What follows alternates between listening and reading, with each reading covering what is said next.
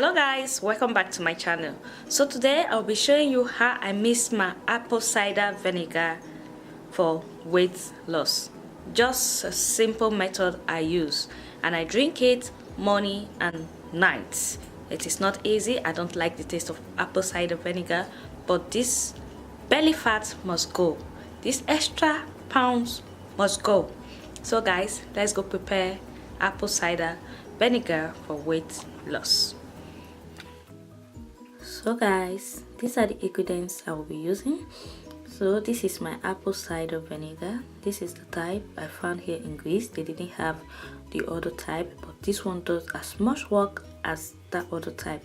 I can tell you guys, within 2 days of using it, I've lost 600 grams. Yes, I started Friday night. So now I'll be using half a lemon and a bit of turmeric.